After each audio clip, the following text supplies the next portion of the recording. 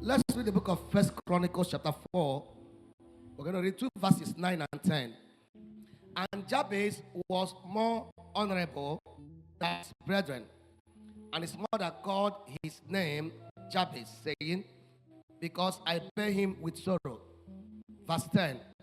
And Jabez called on the God of Israel, saying, oh, that thou wouldest bless me indeed, and enlarge my coast, and that thy hand might be with me, and that thou wouldest keep me from evil, that it may not grieve me.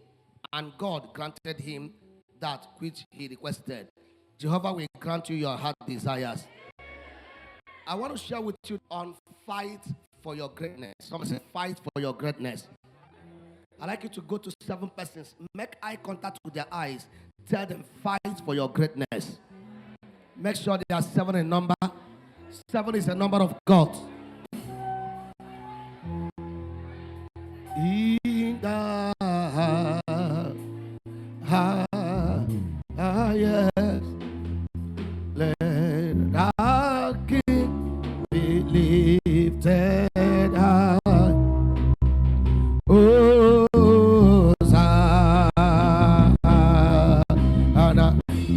sing Hosanna, Hosanna, oh, in the everybody, oh, let our King be lifted high. Hosanna,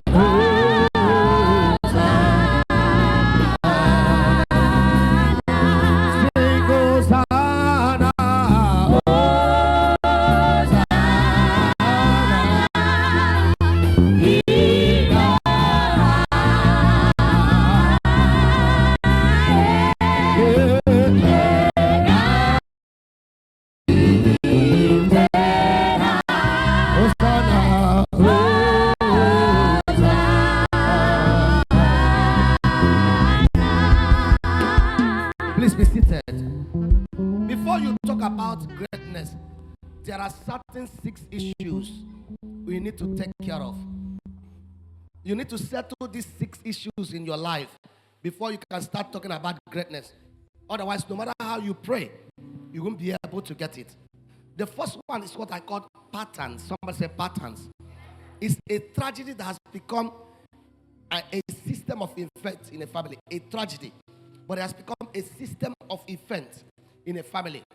Somebody did something very bad, and since then, every member of the family have been copying from the person unconsciously, and it becomes a pattern. Look at the life of Abraham. Abraham, the father Terah, messed up with the mother. There was no time Terah sat Abraham down and schooled him and said, that's how to handle women. Unconsciously, it became a pattern. Abraham began to handle his wife like that. They got to Egypt because the wife was beautiful. Even though she was fast advanced, she was about 75 years old. And then the Pharaoh of Egypt wanted to marry her. Abraham was willing to mess up, give them, the permission, collected money. He came to Philistine, the Gerar. The presidents of Philistines are called Gerar. They are called Abimelechs, and their headquarters is in Gerar. So he came to Gerar, the headquarters of Philistines then, and then the Abimelech that was in charge saw the wife and decided, hey, I love her. Can I marry her? He said, it's my sister. Now, remember I started from Terah. Now, look at Abraham. Now, Abraham had long gone. Isaac was not born when he was acting this way. But because it has become a pattern, it's also reflected in the life of Isaac. Isaac went to Egypt, and the Pharaoh of Egypt then saw Rebecca, the wife, and said, I like her. Isaac collected money and said, marry my wife. Patterns. You need to look into your family and settle some patterns. What are the patterns in our family? What are the patterns in our family? It was noticed in my own family that every person that is born, you will have 1 son. For you to have 2 sons, you must have to marry 2 wives. And he has gone there. It jumps. He takes the first person, second person, talks to the third person, to the fourth person. And that's how it works. And until you stand and notice the pattern going on in your family, you won't be able to break it.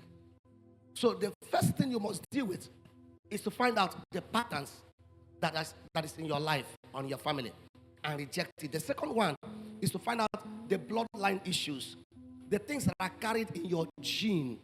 There are certain things that your gene carries. Have you ever had somebody said, in our family, in our lineage, we don't do sorties? These are things that deals with your bloodline. You need to find out, much as we have good genes that runs in a family, we also have bad genes that runs in the family. Your victory starts when you discover the bloodline issues, things like sicknesses. If you notice that in your family, that people normally end up dying out of diabetes, avoid sugar.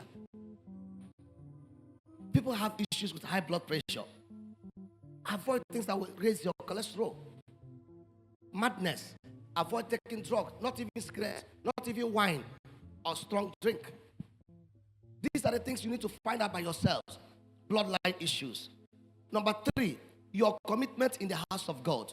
The Bible speaking in the book of Psalm chapter 92 verse 13. It said, those that be planted in the house of the Lord shall flourish in the courts of God. Check. What is my commitment in the house of God like? If your commitment is not strong, you cannot be great. No matter how long the pastor prays for you. If you're not committed in the house of God, you cannot be great. If you're somebody that comes to house, to the family, to church, once every week, there is no prayer that can cause you to break through. Because Bible said, those that be planted. Ask yourself, am I planted? Bible said, those that are planted in the house of God, they are the people that flourish. So before you talk about greatness, check your commitment. I'm committed in the house of God. Is my commitment such that cause me to flourish, to be great in the house of God? Number 4, check your kingdom investment. Before you talk about greatness, check your kingdom investment. How much have I invested in the house of God? When your investment is low, your greatness will be low. How much have I invested in the house of God? You need to check it. If you look at the church and look at some of the TVs you have, you mentioned Henry. What would they look at it in this church, or they see and they mention your name? What are you connected to? What are your sacrifices? If they look around this church, is there any investment? Or are you one of those people that made investment a long time ago and today you don't want to do another one? No. Check your investment in the house of God. If they mention chairs, they call Emma. If they mention the fans, they call Elizabeth. If they mention radio program, they call Selena. Which one do they call your name? Investment. Look at the Bible. Proverbs chapter 3 verse 9 to 10. Honor the Lord with thy substance and with the first fruit of all thy increases. Verse 10. So shall thy barn be filled with plenty, and thy presses shall burst out with new wine. Take your investment in the house of God. Am I a tither? Do I tithe? Do I sow seed? When they call for offering in church, if they call for 10,000, I put my 1,000 there. They say, oh, we are going to evangelism. There's a crusade in Omaha here. Did I sow? Oh, there's a crusade in Abuja. Did my money get? What and what project in the house of God is my money? Check. Because that's the only way you can have increase. Check your commitment. Check your investment. Very important. Number 5, the number of souls won. If you want to be great in the house of God, check the number of souls won. Proverbs 11, 30 and 31. The fruit of the righteous is a tree of life, and he that winneth soul is wise. 31. Behold, the righteous shall be recompensed in the earth. The righteous shall be rewarded. The righteous shall be rewarded. The righteous, those who win souls, shall be rewarded. Ever since you became a member of Praise Tabernacle, how many souls have you won? If you stand up now, how many people will queue behind you? He brought me to Praise Tabernacle. She brought me to Jesus. I'm a member of this family because I am standing in front of this man. this lady, this mama, this papa, how many souls have you won for the kingdom of God? You need to check, because these are the foundations you need to look at. 5 important issues to settle when we talk about greatness. Now let's look at the man. We look at his life. His name is called Jabez. Jabez was born great. How do we know? History told us that this Jabez finally built estates, established a great family, and people came and he was feeding them. So he was born great. Why was his greatness delayed? 3 things. Number 1, his foundation. His what? His what? Louder. His family foundation was faulty. Psalm 3 verse 11 or 11 verse 3. If your foundation is faulty, even if you like speak in tongues more than others, there is little or nothing you can do. You have to deal with faulty foundations. What do we mean by faulty foundation? For instance, if you come out from a family where they worship idol and they have no path for Jesus Christ, and you refuse to do something about that foundation, no matter what you do, it will drag you down. If you are born outside wedlock and there is nothing you are doing about it to end it in your life, it will drag you down.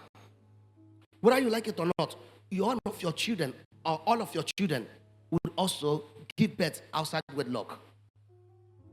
If you're somebody that your parents eloped from their families did not permit their marriage, it was a faulty foundation. And if you do nothing about it, like deliverance, you too will have children that will elope. Your daughter will run after a man. Your son will run after a daughter, a girl, and they will run away. These are a few examples of faulty foundation. That was what happened to this man. The father gave birth to them and carried his bag and went to live with another woman. It was their problem. So the mother, out of what she was going through, out of pain and sorrow, did the second problem, gave him the second problem. And what was that? She placed a curse on him by giving him a wrong name. You're going to be called Jabez. The meaning of that name means sorrow. It means pains. A man that can never be coordinated. A man that can never make it. That was his name. So when he grew up and started working so hard, he couldn't see himself being great. But he was born great. But these were the forces that limited, hindered his greatness. We are not doubting you. We know you are born great. We know there are prophecies that have gone ahead of you. Anywhere you go to, men of God see you and they identify you, pick you out of the crowd and prophesy to you. We know that. But why are you not great? Fight for your greatness. Many people I know, including myself, we knew when we were born there was a prophecy about us.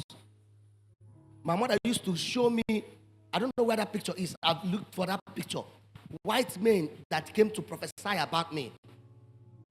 My mother came for a job with one of the white doctors she was working with here in FMC. They came from Aba to FMC to come and work. And by the time she arrived, she started having labor. And that night, they took her to a special ward. She told me there were 2 white missionaries that came to visit with her. And they told her, you are going to give birth to a son. We have seen his stars. My mother told me. And they snapped a picture with my mother and said, keep this picture for this boy when he grows up. When I was born, early hours of the morning, they came from wherever they were to carry me. That was what my mother told me. But when I was growing up, it was difficult for me to see all the things. Each time I look at the picture, I was saying, God, what is this the greatness you talked about? I didn't know that before you become great, you must fight for it. I never knew. It took me years. I thought when they prophesy, it just happens. Close your eyes and open your eyes. It happens. I didn't know that there's something called fighting for your greatness. And when I knew it, I began to fight. It was one day I was studying the scriptures and I found the words of Jesus that surrounding every miracle is a battleground. Surrounding every greatness is a battleground. This is the way Jesus put it. He said, from the days of John the Baptist till now, the kingdom that God gives is gotten by violence. And if you're going to get your own kingdom, you take it by violence. And I said, won't there be rest? He said, no. Rest comes after you have gotten it. Brothers and sisters, it was when I began to fight for my greatness. Jabez understood it. He saw his foundation. He knew there was a parental cause he was to fight. And the third thing, he was ignorant of what was going on in his family. The three things that can keep you down. One is your foundation. Two, parental words over your life. Three, your ignorance. If this handkerchief belongs to you and you don't know it's yours, you'll be begging for it. But the day you know it's yours, you go for it. Are you hearing what I'm saying now? If this Bible, if this phone is yours, you'll be begging, can I use it please? But the day you know it's yours, you won't beg. You go like, give me my phone. Give me my phone. We are created to be great. We are born great. There is no biological accident here. There is no social misfit. There is no person that was brought here by mistake. Over 1 million sperms were sworn into your mother's womb. And all of you were racing. And you are the only one that made it. And they delivered you. If you did not fail in your mother's womb, who told you you fell here? The days of failure are over. If you made it, all you need to do is to fight for your greatness. Jabez began to fight. He went to prayer. Oh, that you will bless me. Lord, I am tired of this nonsense. Break it in my life. You need to fight. Everybody that had become great in the Bible prayed themselves out. They fought foundations. They fought causes, both generational, parental, and cause from evil men. They fought those things. And they fought their ignorance. The Bible says you shall know the truth, and the truth shall set you free. It is the knowledge of the truth that brings us our breakthrough, that gives us our breakthrough and grants to fight. And that's why I'm coming to you with a heavy heart. Is it not time for you to fight for your greatness? Sometimes you don't look like a great man, but greatness does not show outside. It is inside. It is inside. People may look at you and you don't look like them. Right now, you may be smelling.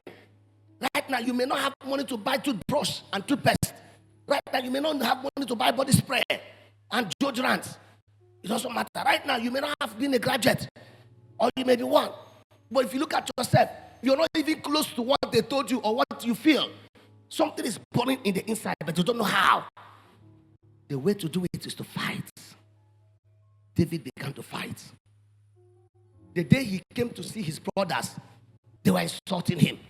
But David knew what was inside. He said, but if people are great, why are you hiding from that man? He said, take me to the king. He said, king, I can fight him. Nobody becomes great sitting down. Every great man fought for their greatness. The Bible said, before he became great and they recognized what was in him, he had to fight Goliath. Understand that he had fought bear, fought lion, but it was at the backside of desert. They want to see your greatness, but they believe. Thank God for the training at the backside. So David came. So I can do it. Your greatness is in your Goliath.